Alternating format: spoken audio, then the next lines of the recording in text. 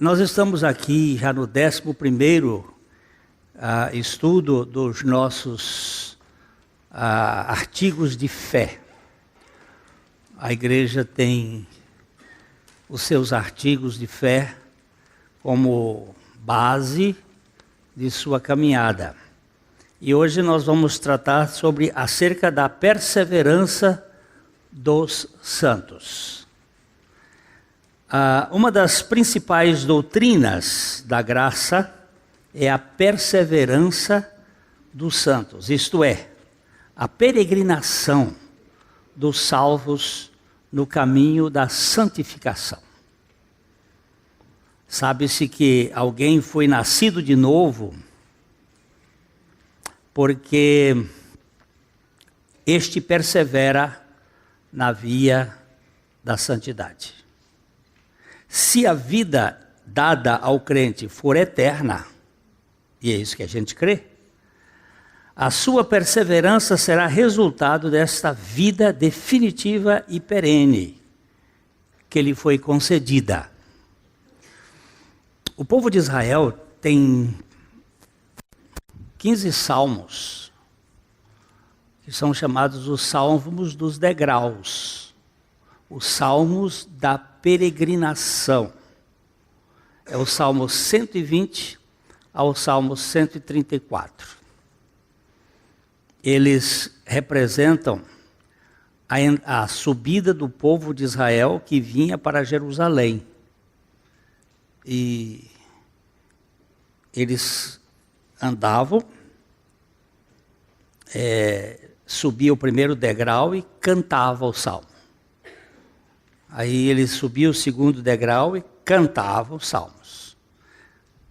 O terceiro degrau e cantava os salmos. Uma das características do povo de Israel era saber os 150 salmos de cor. Depois, no período da igreja, isso foi diminuído e passou a ser cantado só um terço. Daí, você sabe que o terço da reza é 50 salmos. Um terço.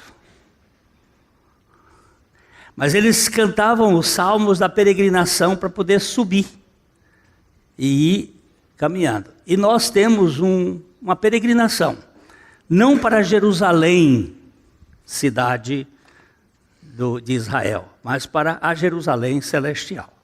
Nós somos peregrinos aqui na terra. Precisamos aqui fazer uma diferença clara entre perseverança e obstinação. A primeira é um atributo da vida espiritual, enquanto que a obstinação é uma característica de uma alma forte.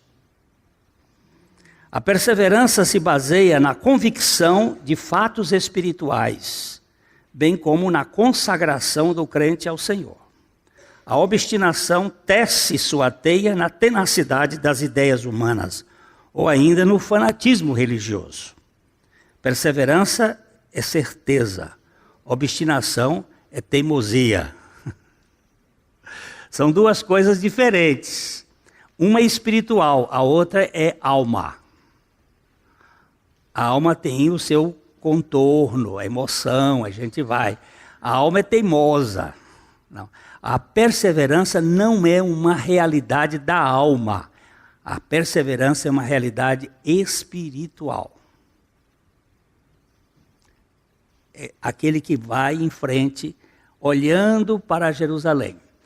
Os judeus sempre oram dos lugares do mundo. Tem muitos deles até com alguma bússola, procurando o rumo de Jerusalém. Os árabes, eles oram procurando Meca. E nós oramos procurando o Cordeiro. Oramos em direção à cidade do Cordeiro. Por isso a gente muitas vezes levanta os olhos ao alto para o Cordeiro, para aquele que venceu, que é o nosso Senhor Jesus Cristo, que é a nossa vitória. Agora, nós precisamos ter cuidado. Tem muita gente que é teimosa. é obstinada e chama isso de perseverança. Às vezes teimosia, é aquela coisa férrea. A perseverança não é teimosa, é persistente. Ela é convicta. Nós vamos falar um pouquinho mais aqui. O cristão legítimo é um peregrino perseverante. Não desiste, nem retrocede. Ele sabe que os bens da vida eterna são superiores aos maiores sucessos deste mundo.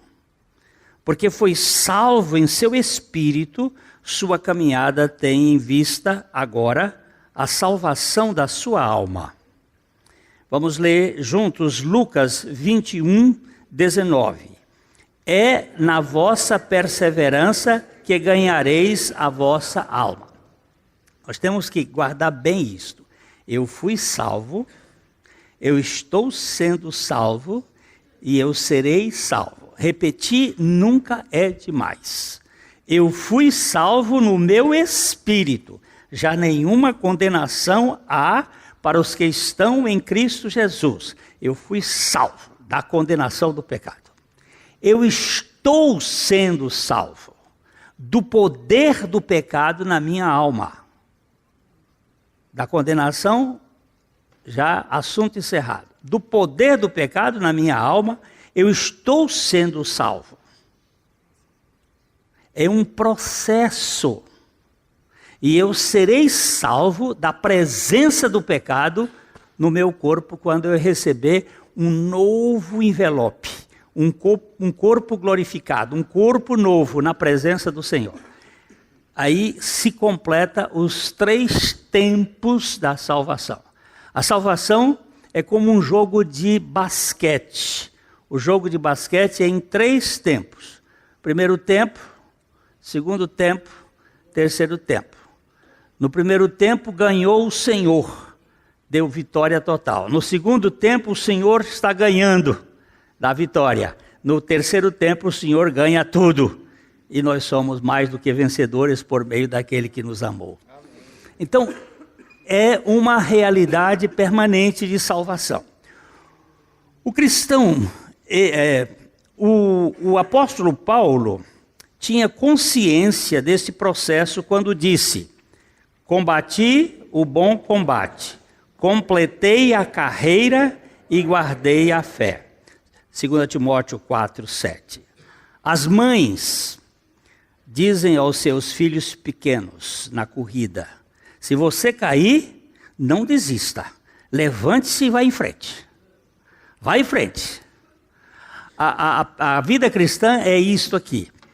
É uma corrida. Paulo está aqui comparando a uma maratona. Ele está escrevendo essa carta a Timóteo. Timóteo tinha metade grega e metade judia. Aí ele está falando de uma cultura na época que era a maratona. Maratona são quantos quilômetros? 42, né? Você correr 42 quilômetros, tem que estar muito... Mas tem muita gente que para. Eu não sei se vocês se lembram que na maratona de Montreal, teve uma moça, né, que encheu o mundo de espanto, porque ela chega, acho que 2 horas depois do percurso, chega toda ela contorcida em dores de espasmo. Mas ela chega caquética, mas chega. E eu acho que eu nunca vi tanto aplauso de um grupo de observadores quanto naquele dia. Foi horas assim, um tempo enorme de aplausos, porque ela completou a carreira. Ainda que incapaz. Dali ela foi direto para o hospital, e soro, e potássio, e não sei o que, e tal, para poder restaurar, mas ela terminou a carreira. Na vida cristã, meu velho, depois que você entra nesta vida, não tem mais volta. Não tem. Você foi feito filho. E Deus vai nos capacitar. Ah, mas ele voltou para trás porque não era. Hebreus vai dizer, não era da fé. Ok? A Bíblia é clara em dizer, em Provérbios 24:16, porque 7 vezes cairá o justificado, contudo se levantará, mas os perversos são derrubados pela calamidade. Nesse texto, há uma 8ª vez em que ele permanece de pé e anda perseverante. Ele cai 7 vezes e ele não fala da 8ª vez, porque a 8ª vez continua. E é muito interessante, pelo menos para mim que gosto dos números na Bíblia, e o 8 na Bíblia é o dia da ressurreição. E quando ele diz que ele cai 7 vezes, né? O justificado pode cair 7 vezes, mas a outra ele ficou em pé e não caiu mais. Perseverou.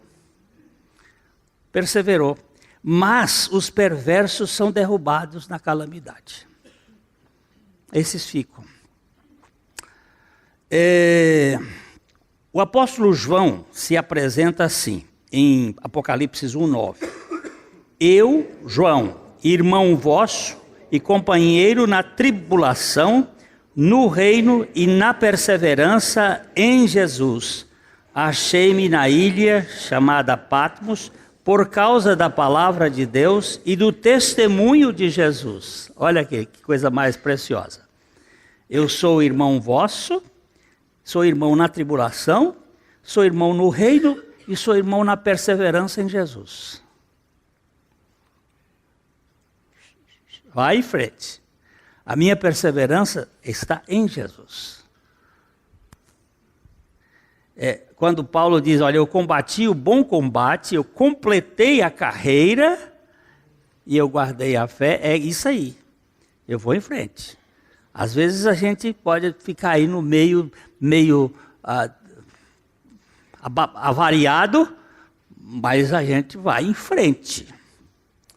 A perseverança tem 2 vetores de sustentabilidade.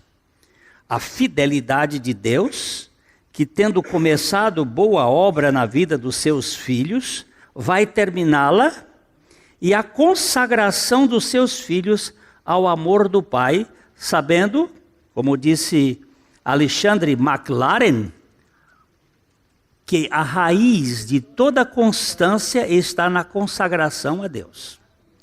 Quem foi consagrado, persevera. Eu sou propriedade do Senhor. Sou dele. Ainda que possa haver alguns acidentes de percurso, não tem como ficar preso àquilo. Porque nós temos um sacrifício eterno que foi feito uma vez por todas para nos libertar totalmente de todo o pecado. Porque João é muito claro em dizer que o sangue de Jesus, o seu Filho, nos purifica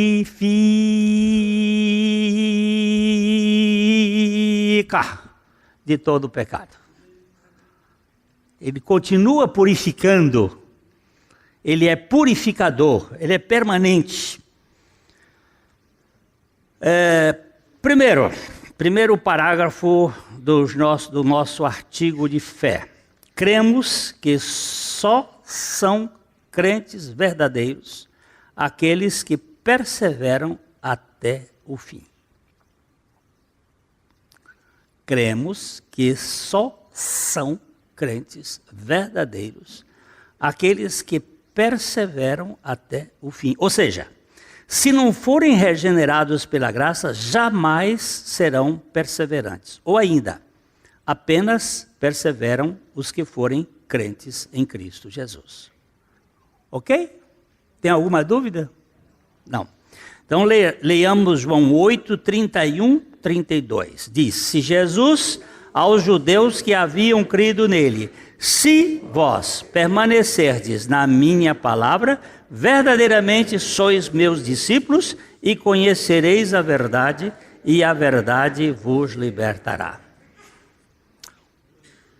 Existem aqueles que declaram que são crentes. Aliás, vale a pena dar uma lidinha aqui neste, os convertidos, os que se convencem, os que se convertem e os que são convertidos e continuam sendo instrumentos de conversão. É bem interessante verificar isso, porque há muita confusão.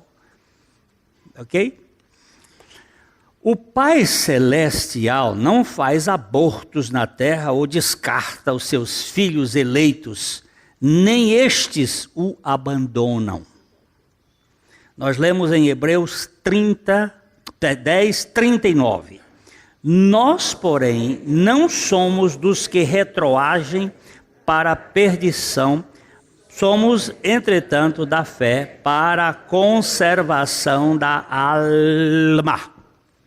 Nós que fomos salvos no nosso espírito, que já nenhuma condenação há em nós, precisamos ver a salvação da nossa alma.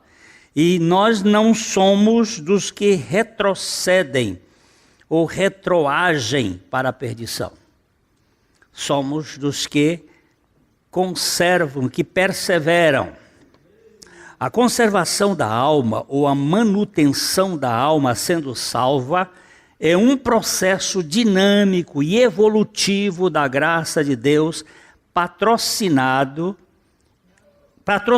a santificação progressiva de todos os crentes obedientes à vontade revelada do Senhor em sua palavra.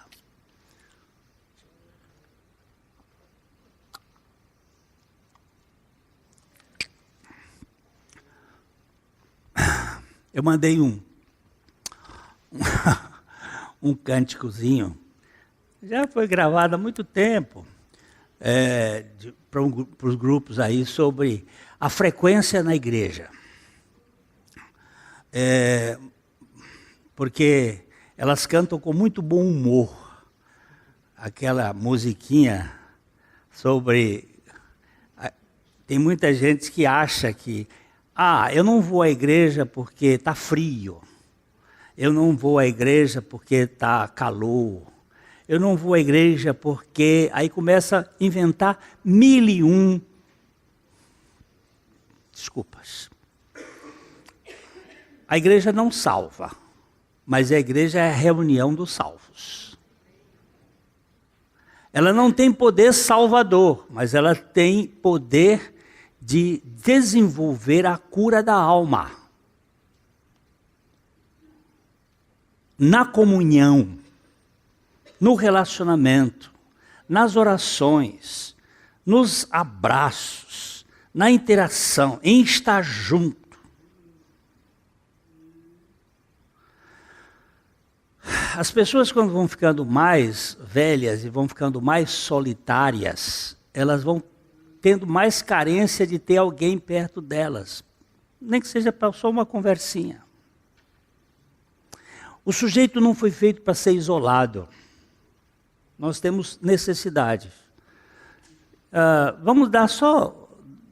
Pega 2 textinhos para mim aí, por favor. Um é no Salmo 16, eu acho que é o verso 3, se não for o 3 é o 4. Salmo 16... esse texto é interessante. Salmo 16. É ele mesmo. Como é que diz aí?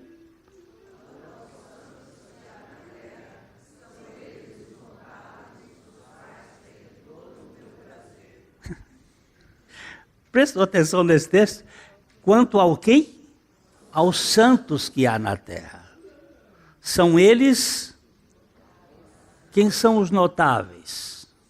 Aqueles que eu noto, que eu posso olhar como destaque. São os notáveis em que eu tenho todo o meu prazer. O salmista está falando sobre esta relação de reunião dos santos de Deus. Às vezes não precisa dizer nada, só estar juntos. Austin Sparks foi um homem de Deus muito precioso. Ele às vezes se reunia com alguns irmãos para não falarem nada, só para estarem juntos.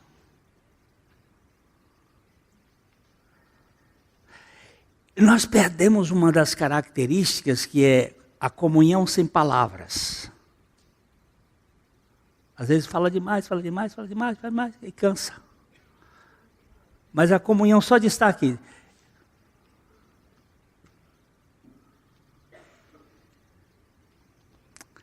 O outro texto que eu queria mostrar é o Salmo 133, 1. Salmo 133, 1. Isso aí é por causa de obediência, a palavra obediência, sabe? Ó.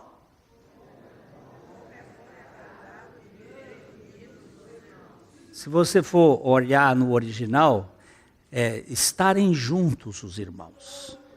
Ficarem juntos.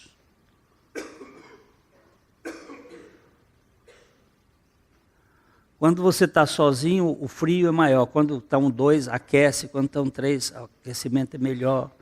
E aí, aqui a palavra que nós queríamos ressaltar é os obedientes ao Senhor. Aqueles que sabem o que é estar na presença do Senhor.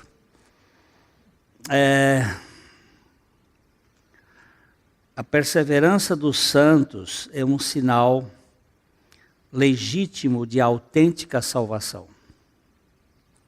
Primeiro, o Pai nos faz santos por meio da obra de Cristo. Depois, os santos, matriculados na escola da santificação da alma, se empenham pela graça, no poder do Espírito Santo, ao processo perseverante de santidade. Em Hebreus capítulo 10, versículo 36, podemos ler: com efeito, tendes necessidade de perseverança, para que, havendo feito a vontade de Deus, alcanceis a promessa. Eu preciso de irmãos juntos comigo para me ajudarem nesta caminhada. Quando eu estiver meio desanimado, minha mulher diz: "Oh, bem, vamos em frente." O outro irmão: "Oh, bem, amado do Senhor, vamos em frente." Isso faz parte. A palavra de Deus mostra de modo claríssimo a evolução da natureza, tanto dos pecadores injustos, como daqueles que foram justificados pela graça. Apocalipse 22, 11. Continue o injusto fazendo injustiça, continue o imundo ainda sendo imundo, o justificado continue na prática da justiça e o santo continue a santificar-se. A humanidade se divide em salvos e não salvos. Os não salvos são aquilo que a Bíblia vai chamar aqui de injustos e imundos.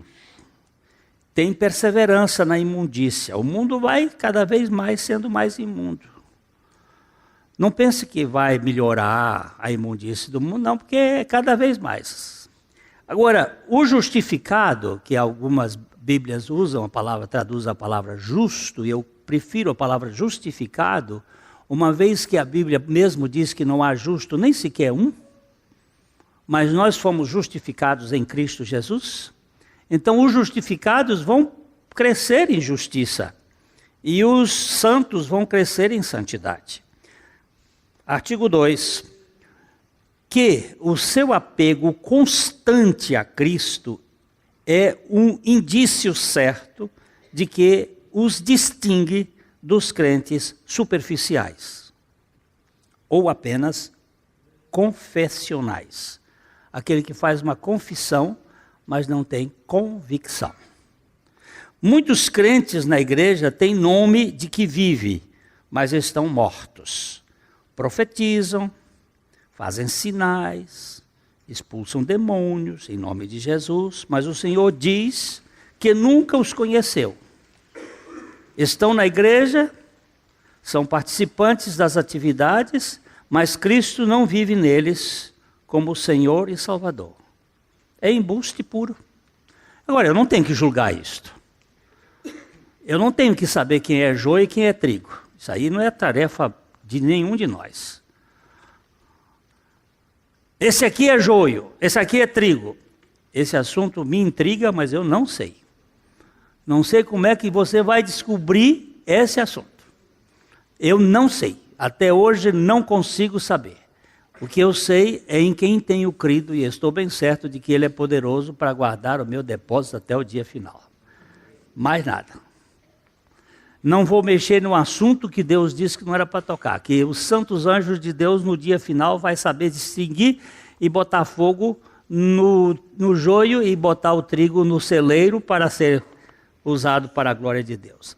A característica do genuíno crente é o seu apego a Cristo e a sua dependência plena dele. Alguém disse que ligar-se a Cristo é o segredo de desligar-se do mundo e de suas exigências consumidoras. O crente vive de Cristo, por Cristo e para Cristo. Eu ouvi outro dia uma declaração do Dr. Shedd, na semana que ele morreu. E aquilo me impactou bastante. O Dr. Shedd foi um grande teólogo aqui no Brasil, um missionário, muita gente conheceu. E ele, o irmão perguntando como um repórter, como o senhor se sente? E ele disse, me sinto bem, os remédios estão fazendo efeito. Ele estava com um câncer, teve que tomar morfina e tal. Mas eu estou me desmamando deste mundo. Aquela palavra para mim foi assim, um bálsamo. Eu estou me desmamando deste mundo. Isso aqui é passageiro.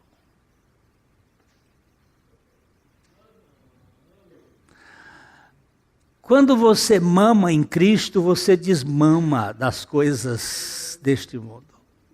Vai perdendo o apetite. Porque ele satisfaz a nossa alma.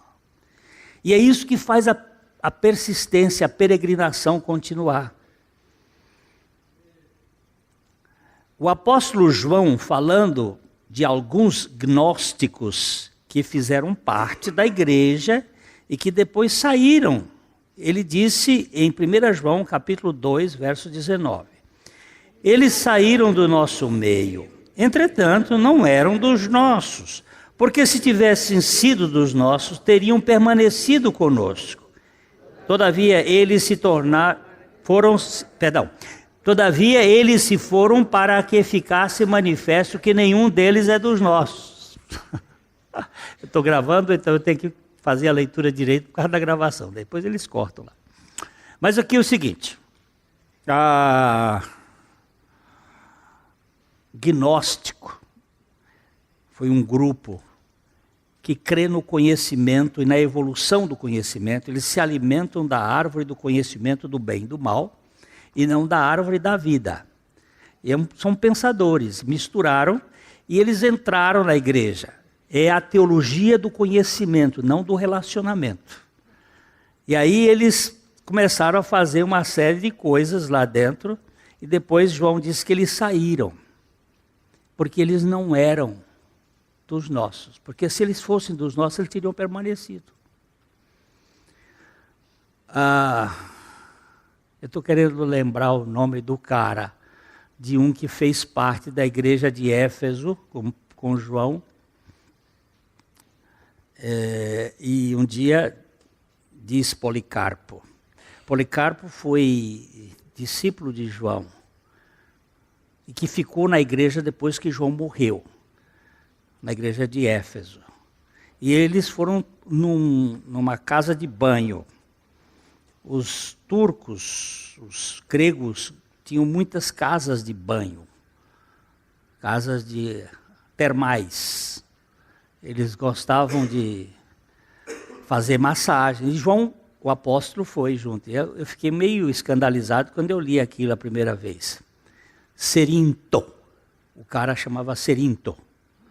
Aí o João entrou na casa de banho junto com Policarpo e viram o Cerinto, que tinha sido discípulo lá.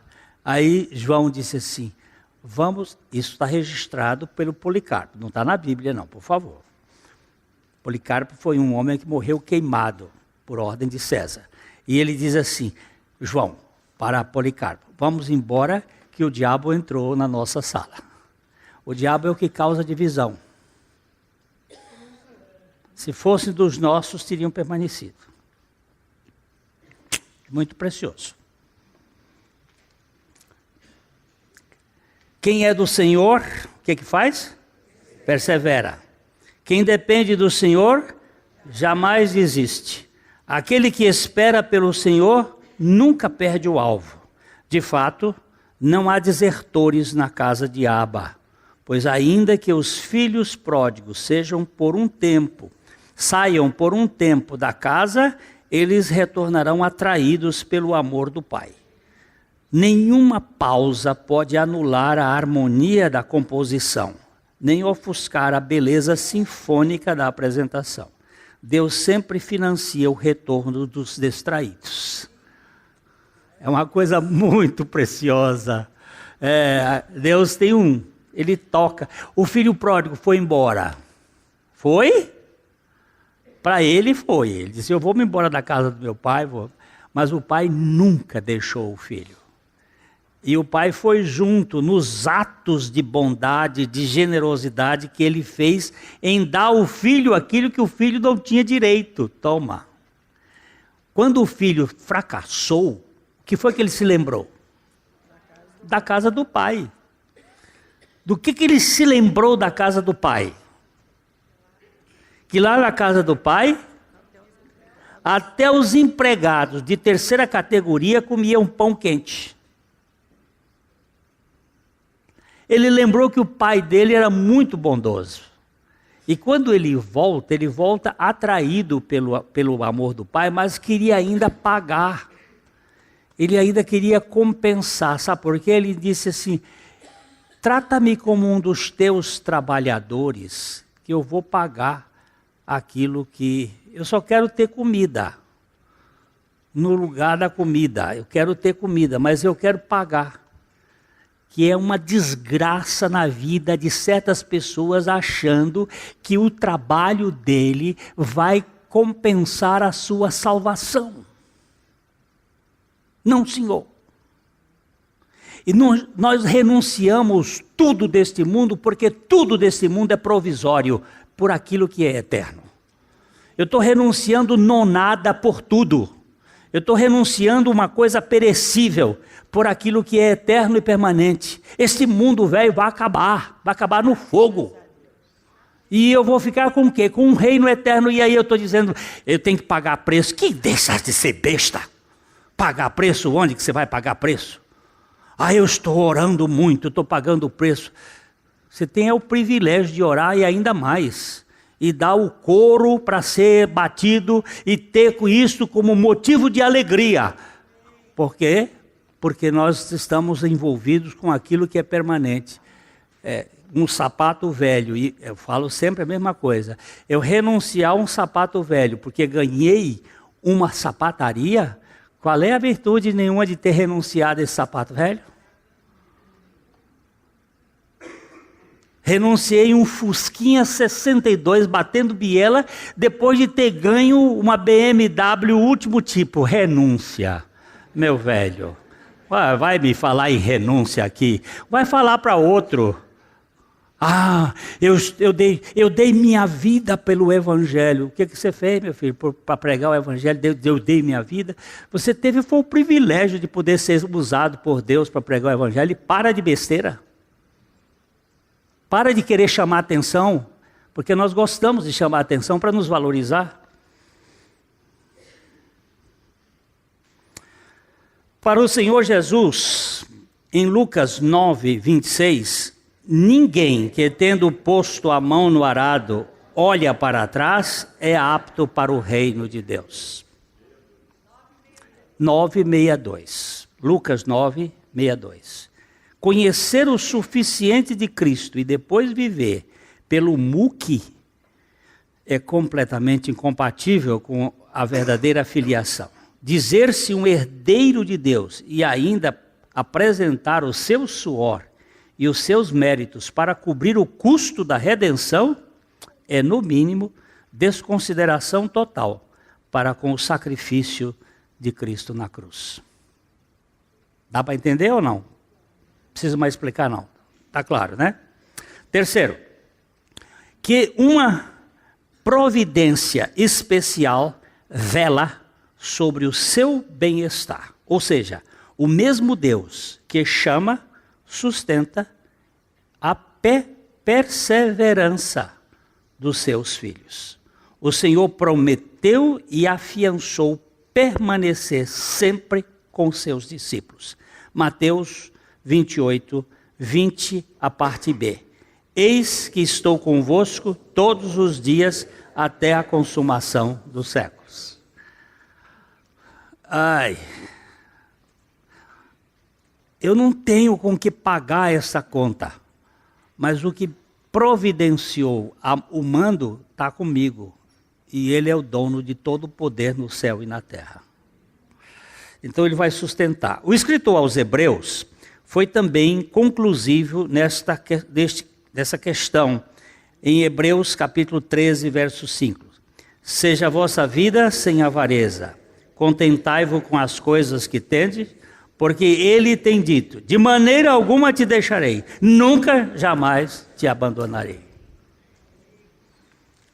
Então Ele vai nos sustentar e nos fazer perseverar nessa caminhada. 4, que eles são guardados pelo poder de Deus para a salvação mediante a fé, como nos diz Judas, o irmão do Senhor, na sua doxologia, no capítulo 1, versos 24 e 25.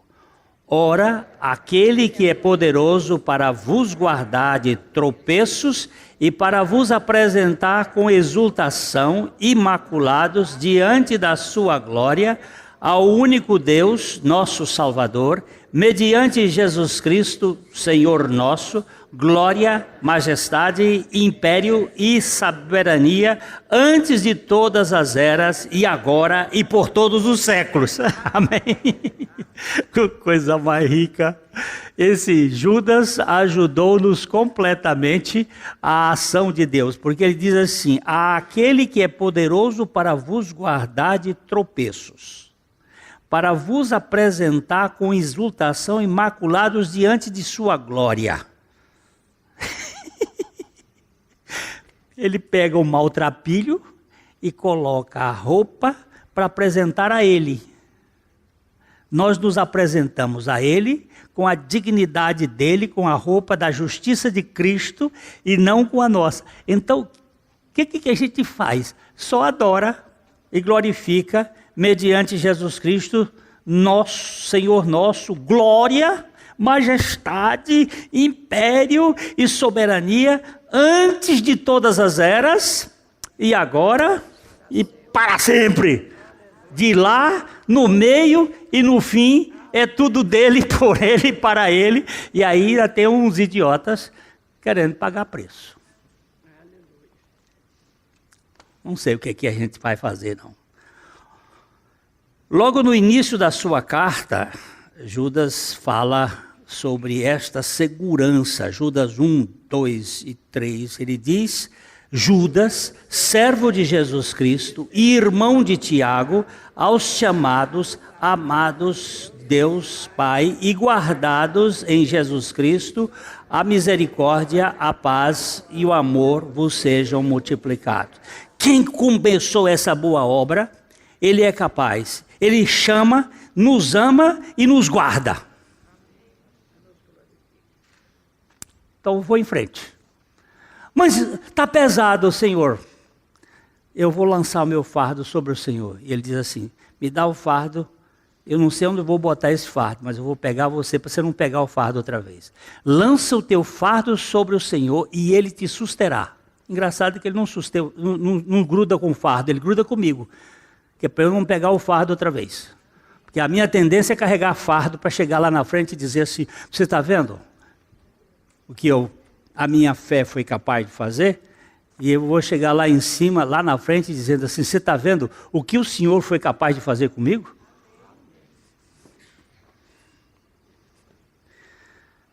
Para William Gouge, o poder de Deus é a melhor guarda, a escolta mais segura e o castelo mais inabalável que qualquer pessoa pode ter. Por isso, os salvos são sempre multidões de peregrinos que marcham persistentemente em perseverança rumo a Jerusalém Celestial. Não há desertores na turma dos redimidos pela graça. Um escritor brasileiro bastante ilustre, grande, conhecido, que fez uma das peregrinações a Compostela, contou aquela peregrinação toda, que saiu lá de Puy, na França, e foi até Compostela, e contando as histórias, e um cara daqui de Londrina, que é da Justiça, que teve nesse mesma peregrinação, disse que ele todo mundo saía andando, e ele saía de táxi depois, e quando ia chegando perto da cidade, o táxi parava, ele entrava no meio da multidão, e andava mais uns passos. Isso é comum, isso é muito comum, que a gente quer ter, anda um pedaço, porque a viagem de Puy até Compostela são, não sei se dá mais ou menos uns 700, 800 quilômetros. A caminhada é longe, passa os Pirineus, anda muito, caminha muito lá, coisa grande. Mas no papel fica bonito, eu fiz a caminhada de Compostela. Agora, na caminhada com o Senhor, eu não tenho táxi, eu tenho o ombro dele, eu vou nele, eu não vou precisar mostrar, é que eu vou o tempo todo sustentado e guardado por ele. Não preciso fingir ser o que eu não sou, porque ele nos sustenta e nos guarda e nos mantém. A.W. Pink, um dos escritores que mais influenciou a minha vida, nesses últimos anos principalmente, foi conclusivo ao dizer: Deus é fiel na perseverança do seu povo. Deus é fiel na perseverança do seu povo. E ele cita então 1 Coríntios 1:9. Fiel é Deus pelo qual fostes chamados para a comunhão do seu Filho, Jesus Cristo nosso Senhor. No versículo anterior foi feita a promessa de que Deus confirmará o seu povo até o fim. A confiança do apóstolo na absoluta segurança dos crentes estava baseada não na força das resoluções deles ou em sua capacidade para perseverar, mas sim na veracidade daquele que não pode mentir.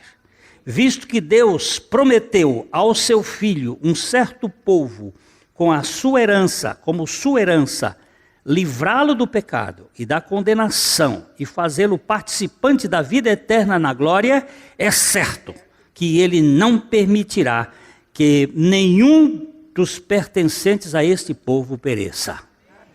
Você crê nisso? Então eu também. O cristão do céu, o cidadão do céu, que vive na terra, nunca se sente desanimado porque sabe que o Senhor vai voltar um dia. Ele persevera fielmente no seu trabalho para que quando o Senhor voltar, não o encontre em desobediência. Quem disse isso foi www. Só que o outro é www. Versby. Eu estou falando aqui por mais brincadeira que é o www que manda no mundo de hoje, que é a rede mundial de comunicação. Esse aqui, graças a Deus, é Versby. Assim, a perseverança dos santos é possível, tão somente por causa da perseverança de Deus. Você pode falir, mas o Deus que não fale vai lhe fazer sustentar. Escrevi um artiguinho respondendo uma menina. Ela disse: Glênio, você fala sempre de salvação, mas o que é salvação? o que é salvação. E eu fiz uma comparaçãozinha assim de um homem muito rico, que não pode acabar o dinheiro dele. E esse homem amou um homem muito pobre,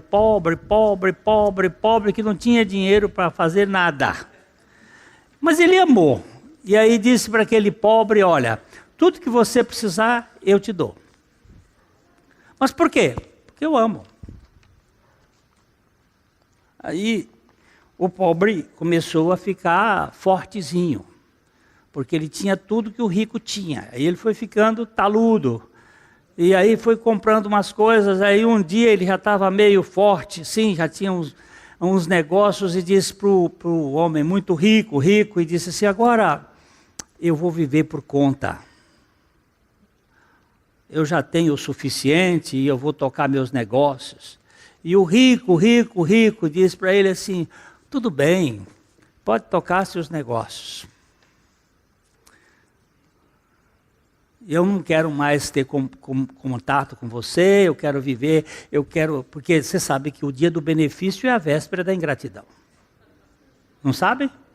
Aí o sujeito foi para frente e tocou um negócio e foi. Mas no comércio tem suas regras, suas leis. E aí um dia veio uma crise no país e aí acabou o cara ficando pobre de maré de si. E pobre de maré de si, orgulhoso. E aí um dia o rico encontra com ele e diz, rapaz, como é que você está? E ele começa a morder a língua, não podia dizer que estava ruim, mas não podia dizer que estava bom. E aí ele vai e começa a sofrer com orgulho. Ele diz, mas como é que você está? Ele diz, na verdade, eu sou um arrogante, um presunçoso, um orgulhoso. Você sempre me deu tudo, mas eu quis viver por conta própria. Agora, você me perdoa? Diz, rapaz, eu amo você, eu já lhe perdoei tudo. Vem cá, eu te dou tudo o que você quiser. A menina ficou tão impactada que salvação é isto. Ela é economista, do ponto de vista da economia é isso, mas do ponto de vista da eternidade, de tudo, é que tudo é vosso, e vós de Cristo, e Cristo de Deus. Você para de achar que a salvação é você sendo fiel, não. É Deus lhe levando à fidelidade, é a sua fidelidade sendo resultado da fidelidade de Deus. É a grandeza de Deus, é a bondade de Deus, é a misericórdia de Deus. É Deus, é Deus, é Deus, é Deus, é Deus, é Deus. E o que eu faço? Márcia assustou, Marcinha. É isso mesmo, a gente assusta, Márcia. O que eu faço? É o sofrimento da gente, o que eu faço, o que eu faço? Você vai fazer assim, tudo financiado pela graça de Deus. E toda a glória, como diz Judas aqui, olha, vamos só olhar Judas outra vez. Isso ajuda muito, não é, irmão? Ele diz assim, aquele que é poderoso para vos guardar de tropeços e para vos apresentar com exultação imaculado diante da sua glória. Aleluia. Ao único Deus, nosso Salvador, mediante Jesus Cristo, nosso Senhor, Senhor nosso, glória, majestade, império, soberania, antes de todas as eras, e agora e para todos os séculos. Que o Senhor te leve hoje para casa com uma convicção: eu sou dele, eu vivo por ele e eu vivo para ele, para a glória dele. A Livraria PIB Londrina procura selecionar cuidadosamente seus títulos e autores a fim de oferecer um conteúdo alinhado com o Evangelho de Jesus Cristo. Bíblias, livros de teologia, devocionais, literatura infantil, biografias, comentários bíblicos e muito mais. Dispomos também de um acervo de CDs e DVDs das mais de 5.000 mensagens ministradas na Primeira Igreja Batista em Londrina. Visite a Livraria PIB Londrina e conheça ainda mais. Livraria PIB Londrina, de segunda a sexta, das 13h30 às 18h. Endereço na Avenida Paraná, 76A, próximo ao Calçadão, bem no centro de Londrina. Ligue para 3372-8921 ou acesse o site www.livrariapiblondrina.com.br.